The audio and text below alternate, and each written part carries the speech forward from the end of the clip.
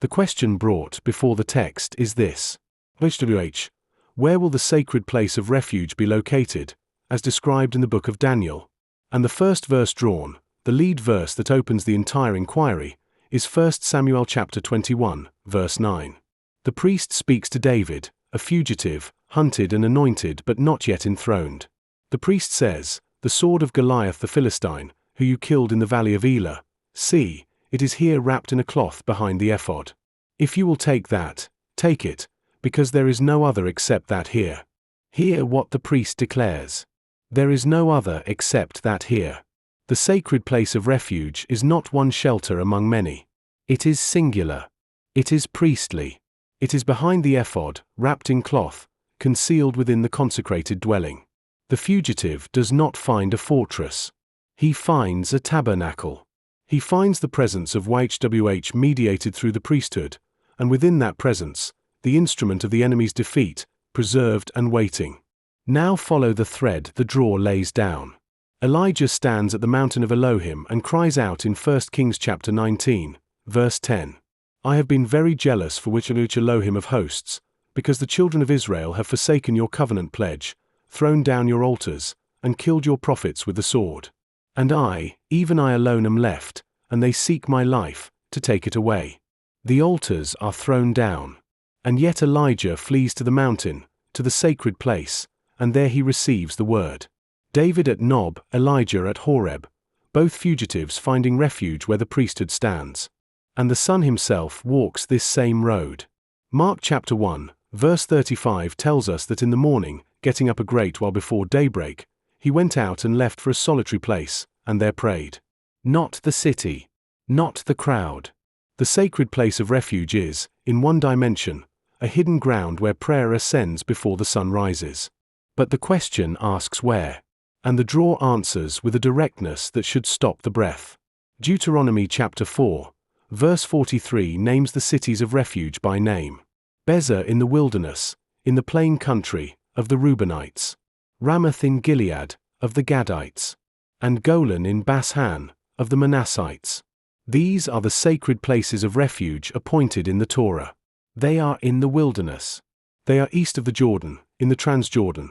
In the same region the book of Daniel marks as escaping the hand of the oppressor in the time of the end.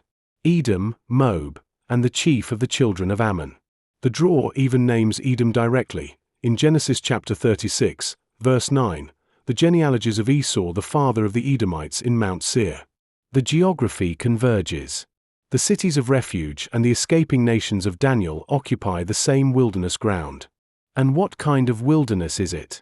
Isaiah chapter 35, verse 1 declares, "The wilderness and the desert will rejoice for them, and the steppe will rejoice and blossom as the rose." The place of refuge is not a barren hideout. The wilderness itself is transformed into the dwelling of sacred joy. The wilderness is where Israel met Elohim, where the tabernacle was raised, where provision fell from heaven. And the wilderness is where the cities of refuge stand. Now hear the standing thread, for it answers the where question at its deepest level. The Father himself asks in Job chapter 38, verses 19 and 20, "And as for darkness, where is its standing place, that you do take it to its boundary, and that you do understand the paths of its house? Where is the standing place?" But Amos chapter 9, verse 1 answers, "I have seen Adonai standing by the altar," and he declares, Adonai stands. He stands by the altar. And the book of Daniel tells of Michael, the great prince, who stands for the children of your people. The sacred place of refuge is where Adonai stands, at the altar, and where Michael stands for the people. And the altar fire must not go out. Leviticus chapter 6, verse 12 commands, "The fire on the altar must remain burning, it will not be put out, and the priest will burn wood on it every sunrise." Even when the sanctuary fortress is desecrated, even when the altars are thrown down, the fire must remain burning. Fortresses fall. Ecclesiastes chapter 9, verse 14 tells of a little city besieged by a great king. But the altar fire burns. The sacred place of refuge is not the wall that can be breached. It is the altar where the fire never goes out. The ark confirms this. Joshua chapter 3, verse 6, Joshua spoke to the priests saying, "Take up the ark of the covenant, and pass over before the people." And in verses 15 and 16, the feet of the priests that carried the ark were dipped in the brim of the water, and the waters stand. The standing waters echo the standing place. The presence of YHWH creates passage to refuge, and the waters hold still so the people may cross. And who are the people who cross? Isaiah chapter 43, verse 1 speaks the answer. Fear not, because I have ransomed you, I have called you by your name. You are mine. The ransomed, the called, the named. These are the ones who find refuge. And the book of Daniel promises that your people shall be delivered, everyone who is found written in the book. The ransomed of Isaiah are the ones written in the book of Daniel. Their identity is not in the fortress. Their identity is in the ransom. The draw carries this convergence with extraordinary force. The triple convergence standard of identity, inheritance, and priesthood fires at nearly 10 times the baseline rate, at 6.25 sigma, which is discovery level. The guided draw E-value registers an extreme anomaly, with a probability of less than 1 in 100 million that this arrangement arose by chance. The polarity balance index leans affirmative. The convergence confidence index has crossed threshold at 88% with all 6 channels active. The deterministic verdict is lean yes, probably affirmative, with the probability of yes at 95 and 0.8%. The Father is answering. The numbers bear witness that this draw was not assembled by the falling of lots. And yet the deepest word comes not from the statistics but from the Son's own prayer. John chapter 17, verse 24. Father, I will that they also, who you have given to me, be with me where I am, that they may behold my glory.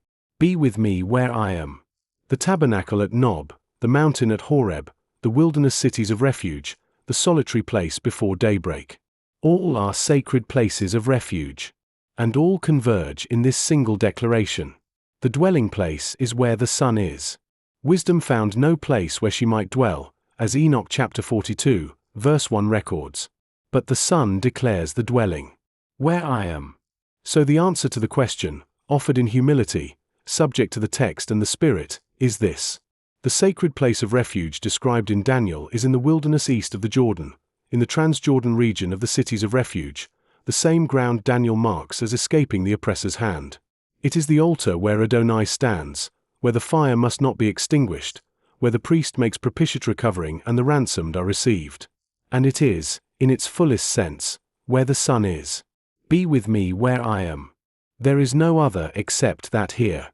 The humble will see this and be glad, and your heart will be restored who inquire of Elohim. Psalms chapter 69, verse 32. Selah. The verses drawn in this Shield 17.14 session were 1 Samuel chapter 21, verse 9. Job chapter 35, verse 7-8. Psalms chapter 53, verse 2. Hosea chapter 12, verse 6. Job chapter 38, verse 19-20. Jeremiah chapter 28, verse 11-13. This concludes today's interpretation under the Shield